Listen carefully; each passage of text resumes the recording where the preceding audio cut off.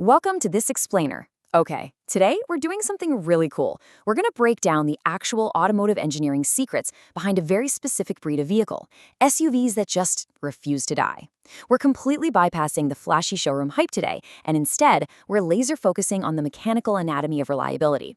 We're going to look at the exact design choices, the brilliant engineering restraint, and the proven platforms that separate vehicles that last a few years from the ones that literally last a lifetime.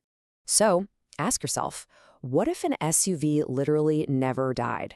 Imagine picking up a rig and taking it to 200,000, 300,000, or hey, even 500,000 miles with absolutely zero dealership nightmares. No sudden engine rebuilds, no astronomical repair bills, just your standard routine maintenance and an engine that keeps firing up every single morning.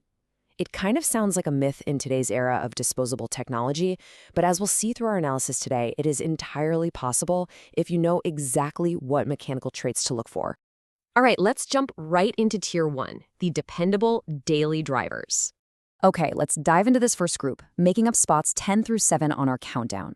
Now, these aren't your massive, heavy-duty haulers, right? They're the masters of everyday reliability, proving how simplicity and shared engineering creates serious longevity. Starting at number 10, we've got the Subaru Forester. Its secret? Simple physics. It uses a flat boxer engine, which keeps the center of gravity low and significantly cuts down on vibration. And less vibration just means less stress on your components over a decade of driving. Coming in at 9, the Honda Pilot. This thing survives because it never really breaks a sweat. That under-stressed V6 cruises way below its limits, plus it shares a ton of parts with the Odyssey minivan, so replacements are mass-produced and super cheap. Moving up to number 8, the Acura RDX, a total sleeper hit. It skips those complex turbos for Honda's rock-solid J-Series V6. You literally just change the timing belt at 100K and it keeps right on ticking.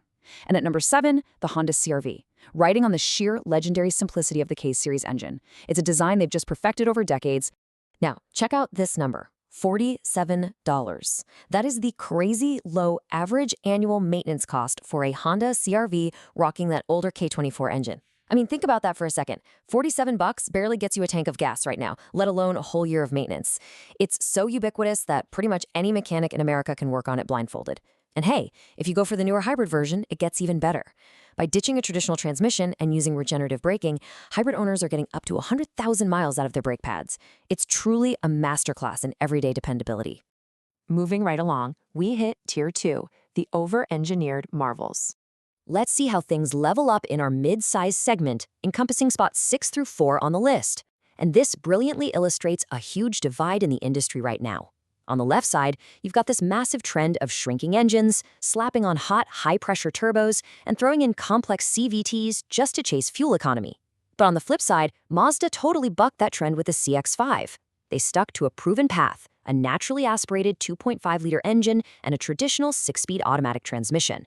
By dodging all those high-stress, fragile parts, Mazda gave us an SUV with a premium, luxury-feel ride, but it runs on a Corolla-level maintenance budget of just a few $100 a year.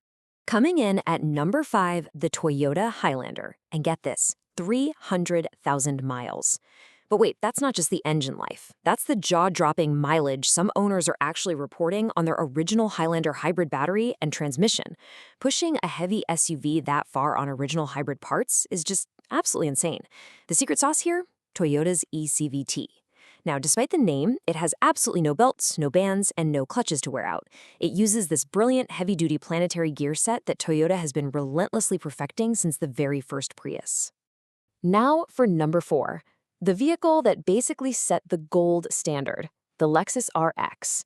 This luxury SUV achieves its immortal status through sheer repetition. That 3.5-liter V6? It's been stress-tested by millions of owners across the globe. But honestly, the real story is what the RX doesn't have. Think about its German luxury rivals. When a heavy BMW or Audi hits that 100,000-mile mark, owners are usually staring down 6-figure mileage financial nightmares, failed air suspensions, hyper-complex electronic gremlins.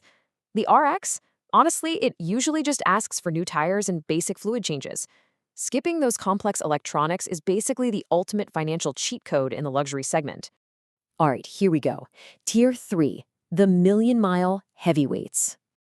We are officially entering the top 3. These are the serious, heavy-duty truck platforms that treat hauling a family of 5 to soccer practice like a light warm-up.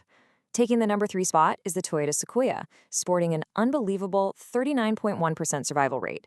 Yep, almost 40% of second-gen Sequoias make it past 250,000 miles. To put that into perspective, that is roughly 8 times higher than the industry average. Why? Well, it's sitting on an overbuilt Tundra truck platform and uses the absolutely mythological 5.7-liter V8 engine. With an oversized cooling system and massive internal components, it is just fundamentally over-engineered for suburban life. Coming in at number 2, now, what's really interesting about this definition is how perfectly it captures the Lexus GX 460. It's basically a global Land Cruiser Prado wearing a tuxedo. I mean, sure, it looks right at home in a high-end country club parking lot, but underneath all that leather and wood trim, it shares its bones with vehicles used by international expedition teams. It was built for the most punishing environments on Earth, places where breaking down means you're stranded for days, yet it was sent to American suburbs. Because it runs an unchanged 4.6-liter V8, Lexus has had years to identify and fix every single failure point. You practically just change the oil and it lasts forever. And that whole engineering philosophy extends straight to the GX 460's suspension. Lexus specifically stripped out the complex electronic air suspensions, the ones with those fragile sensors that inevitably go haywire and cost an absolute fortune to replace. Instead, they opted for a mechanical hydraulic suspension system called KDSS. It works quietly, it's incredibly reliable, and it proves an absolute rule of automotive longevity. Fewer electronics simply equals fewer failures. Which brings us to the ultimate champion, the Toyota 4Runner. The moment we've all been building toward, the number 1 spot. The 4Runner is the vehicle that basically laughs at every modern automotive trend and reigns supreme. It has gone essentially unchanged for 14 years. And you know what? That is exactly the point. It is the automotive equivalent of a cast iron skillet. It relies on a 4.0-liter V6 with a thick timing chain, so no surprise $1,200 belt replacements waiting to ambush you. It sticks to an over-engineered 5-speed automatic instead of a fragile, constant-shifting 10-speed. It's built on a true body-on-frame truck chassis, so it easily resists the structural fatigue that slowly kills unibody crossovers. And honestly, my favorite detail? Physical climate control knobs.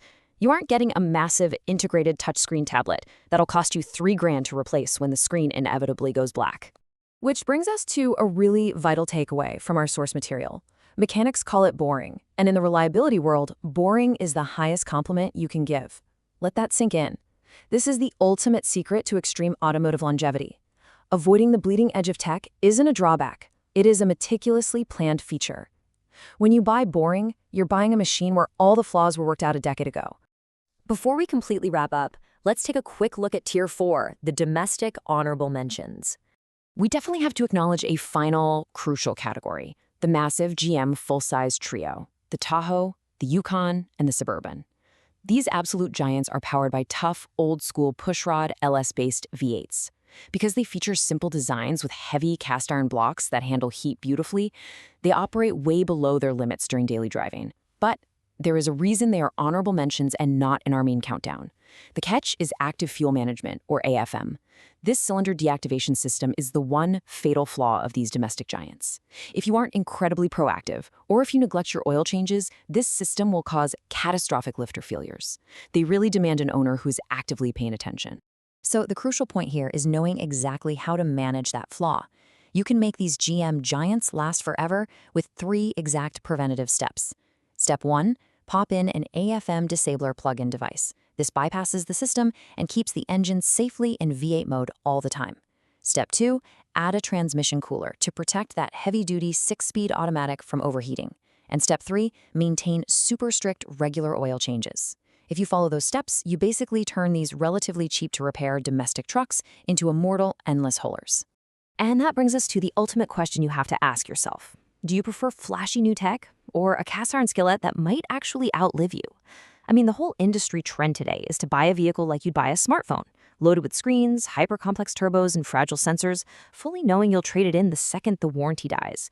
But as we've seen in this explainer today, if you prioritize mechanical simplicity, proven platforms, and proactive engineering, you aren't just buying a car. You are buying decades of absolute peace of mind.